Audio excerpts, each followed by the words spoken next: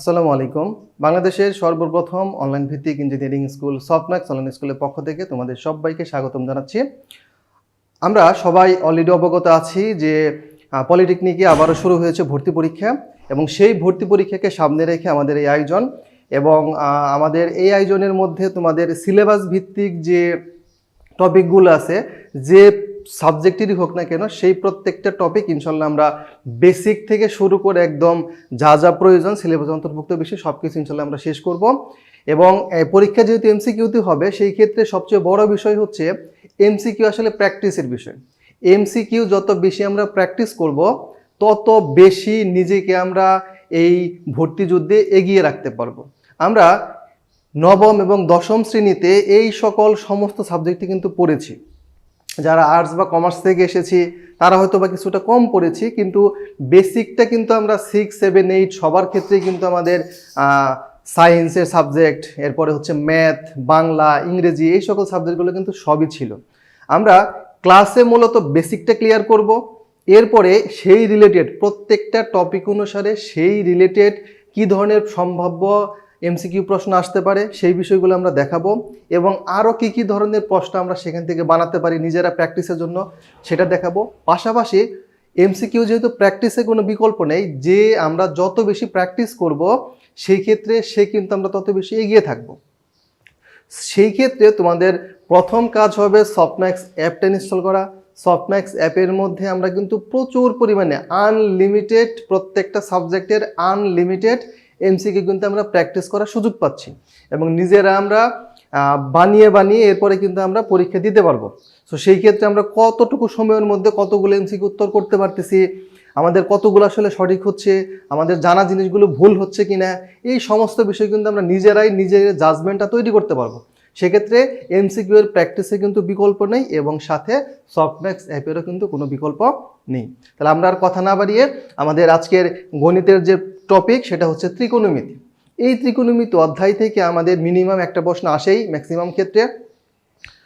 পরীক্ষা যেহেতু 2014 সালে মেবি লাস্ট পরীক্ষা হয়েছিল, এরপরে কিন্তু এই পর্যন্ত আর কোনো পরীক্ষা হয়নি। সেই ক্ষেত্রে সেই প্যাটার্ন অনুসারে ত্রিকোণমিতি থেকে মোটামুটি মিনিমাম একটা প্রশ্ন আসেই। আমরা যদি ক্লাসগুলো ভালোভাবে কমপ্লিট করি ইনশাল্লাহ আমাদের ত্রিকোণমিতির পার্টের যে একটা প্রশ্ন সেটা দিয়ে ইনশাল্লাহ ভুল হওয়ার কোনো সম্ভাবনা থাকবেই না।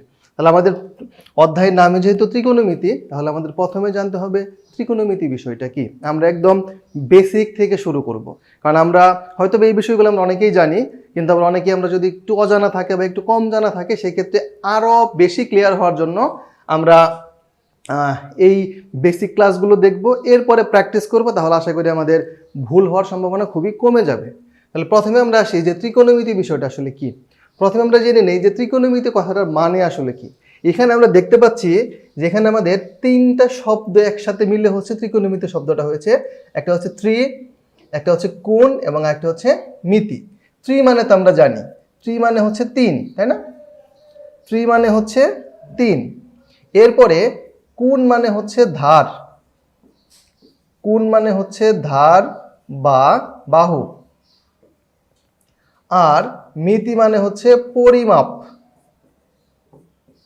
মিতি মানে হচ্ছে পরিমাপ। তাহলে ত্রিকোণমিতির অর্থটা কি দাঁড়াচ্ছে? তিন ধার বা বাহুর পরিমাপ, তিন ধার বা তিন কোণের পরিমাপ। তাহলে আমরা যদি ত্রিকোণমিতির ডেফিনেশন বা সংজ্ঞা দেই তাহলে আমরা বলতে পারি যে গণিতের যে শাখায় তিনটি কোণের পরিমাপ নিয়ে আলোচনা করা হয় তাকে বলা হয় ত্রিকোণমিতি।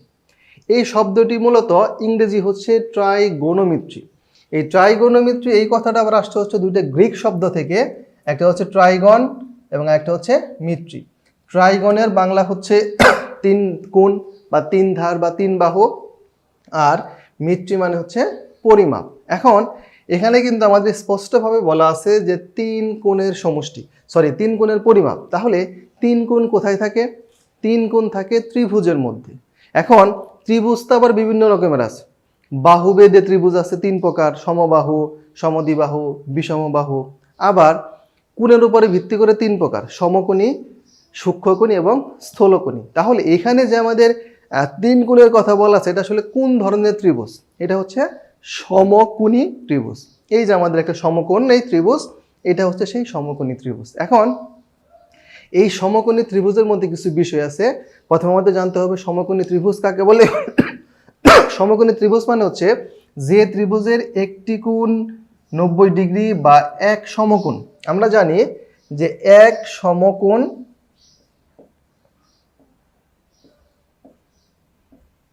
সমকোণ সমান হচ্ছে 90 ডিগ্রি। এবং যদি কোণের উপর ভিত্তি করে ত্রিভুজের কথা বলে তাহলে এই যে বাকি যে দুইটা কোণ আছে, এই কোণগুলো এবং এই কোণ, এই তিনটা কোণের সমষ্টি বা যোগফলের মান হবে অবশ্যই 180 ডিগ্রি। তাহলে আমরা বলতে পারি তিন কোণের সমষ্টি, তিন কোণের সমষ্টি কত? 180 ডিগ্রি। তাহলে আমরা এখান থেকে জানলাম সমকোণী ত্রিভুজ কাকে বলে। এরপরে হচ্ছে এক সমকোণ সমান কত ডিগ্রি এবং তিন কোণের সমষ্টি কত ডিগ্রি। এখন আমাদের জানতে হবে যে এই যে আমাদের যে একটা সমকোণী ত্রিভুজ, এই সমকোণী ত্রিভুজের মধ্যে তো তিনটা কোণ আছে। আমরা যদি একটু ডিনোট করে দেই, এটা এ, এটা বি, এটা হচ্ছে সি, তাহলে সি কোণের মান হচ্ছে 90 ডিগ্রি। তাহলে এই যে এ কোণ এবং সি কোণ, এই দুইটা কোণের মান অবশ্যই 90 ডিগ্রি হবে, যোগ করলে অবশ্যই 90 ডিগ্রি হবে। এই দুইটার সমষ্টি 90 ডিগ্রি এবং এইটা 90 ডিগ্রি, সব কিছু মিলিয়ে হচ্ছে 180 ডিগ্রি। তাহলে আমরা তো কোণগুলো পেয়ে গেলাম। এখন তিনটা বাহু আছে, সেই তিনটা বাহুর আবার তিনটা নাম আছে। এই যে আমাদের এ বি একটা বাহু, বিসি একটা বাহু এবং এসি একটা বাহু। এখন আমাদের বুঝতে হবে যে সমকোণী ত্রিভুজের তিনটা বাহুর নাম আমরা সবাই জানি। এমন কেউ নাই যে আমরা এই ক্লাসটা দেখতেছি সে জানি না, সেটা কিন্তু আমরা সবাই জানি যে তিনটা বাহুর নাম হচ্ছে অতিভুজ, লম্ব এবং ভূমি। এখন আমাদের যে বিষয়টা ক্লিয়ার হতে হবে সেটা হচ্ছে অতিভুজ কোনটা, ভূমি কোনটা এবং লম্ব কোনটা, বা কার সাপেক্ষে আমরা এই জিনিসগুলো বের করব বা এই নামকরণগুলো করব। আমিও যখন এসএসসি লেভেলে ছিলাম তখন আমিও জেনেছি যে আমরা সবসময় কি এটাকে বলি হচ্ছে অতিভুজ, মানে যে বাহুটা সবচেয়ে বড় সেটাকে আমরা বলি অতিভুজ, খাড়া যেটা থাকে সেটা লম্ব, আর এরকম শোয়ানো যেটা থাকে সেটা হচ্ছে ভূমি। কিন্তু এই বিষয়টা কি আসলেই সঠিক? এই বিষয়টা কিন্তু সঠিক না। কেন না আমি এখনই ব্যাখ্যা করতেছি। আমরা প্রথমেই আসি যে অতিভুজ কোনটা। এটা আমরা সমকোণ, একটা সমকোণী ত্রিভুজের ক্ষেত্রে আমরা তো খুব সহজেই কিন্তু সমকোণটা বের করতে পারবো। তাহলে এটা হচ্ছে আমাদের সমকোণ। সমকোণের যে বিপরীত বাহু, কি বললাম? সমকোণের যে বিপরীত বাহু সেটা সবসময় হবে হচ্ছে অতিভুজ। সমকোণের যে বিপরীত বাহু সে সবসময় হবে অতিভুজ। তাহলে আমাদের অতিভুজটা ক্লিয়ার হয়ে গেল। এখন আসি আমরা লম্ব এবং ভূমি। অতিভুজ সবসময় একই রকম হবে, সমকোণের যে বিপরীত বাহু বা 90 ডিগ্রি যে বিপরীত বাহু সে হবে অতিভুজ। এখন আমাদের এখানে কিন্তু আমাদের আরো দুইটা কোণ আছে, এ কোণ এবং সি কোণ। এখন আমরা কোন কোণের সাপেক্ষে মান বের করব? আর আমরা যে থিটার কথা বলি, এই থিটাটা আমাদের কোন কোণ, এ কোণ নাকি সি কোণ? যদি আমাদের এই সি কোণটা থিটা হয় তাহলে সেই ক্ষেত্রে আমাদের লম্ব এবং ভূমি একরকম হবে। আর যদি আমরা এই কোণের সাপেক্ষে মানে এ কোণের সাপেক্ষে যদি আমরা বের করতে চাই কোণের পরিমাণ, তাহলে সেই ক্ষেত্রে লম্ব এবং ভূমি একরকম হবে। ক্লিয়ার? আচ্ছা, এখন আমরা আসি, যদি আমরা ধরে নিলাম যে সি কোণের সাপেক্ষে আমরা থিটা এই কোণের মানটা নির্ণয় করব, সেই ক্ষেত্রে এই কোণের যে বিপরীত বাহু যার সাথে সে সরাসরি কানেক্টেড না, দেখো এর সাথে সে সরাসরি কানেক্টেড, এর সাথে কানেক্টেড, কিন্তু এর সাথে সে সরাসরি কানেক্টেড না, তাহলে এই কোণের সাপেক্ষে এই এ বি বাহুটা হচ্ছে তার বিপরীত বাহু, এইটা হচ্ছে সবসময় হবে লম্ব।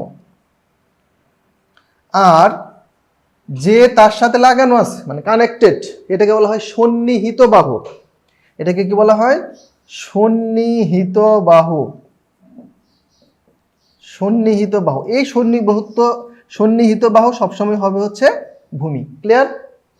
সন্নিহিত বাহু সবসময় হবে ভূমি। তাহলে আমি আরেকবার রিপিট করি, সমকোণের বিপরীত বাহু অতিভুজ, যে কোণের সাপেক্ষে আমরা মান বের করব বা কোণের পরিমাণ বের করব তার বিপরীত বাহু হচ্ছে লম্ব, আর এই যে কোণের মানটা আমরা বের করব তার যে সন্নিহিত বাহু সেটা হবে হচ্ছে ভূমি।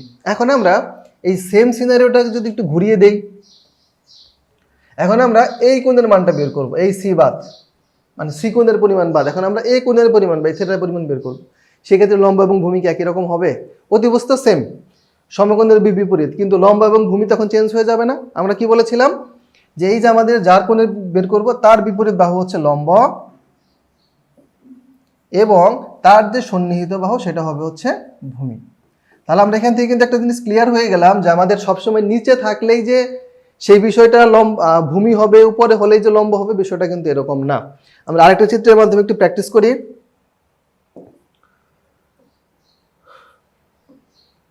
আমরা ধরে নিলাম যে আমাদের চিত্রটা এরকম আছে, এটাকে আমরা একটু ঘুরিয়ে দেই, এরকম আছে। এখন এই যে চিত্রটা আমাদের আছে, এই চিত্রের ক্ষেত্রে কোনটা লম্ব, কোনটা ভূমি, কোনটা অতিভুজ, এটা কিন্তু আমাদের বের করতে হবে। এইটা হচ্ছে আমাদের হোমওয়ার্ক।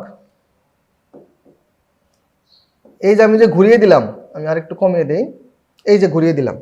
এখন এই ক্ষেত্রে আমাদের লম্ব কোনটা, ভূমি কোনটা এবং অতিভুজ কোনটা, এটা আমরা নিজেরা বের করে ফেলবো, ঠিক আছে।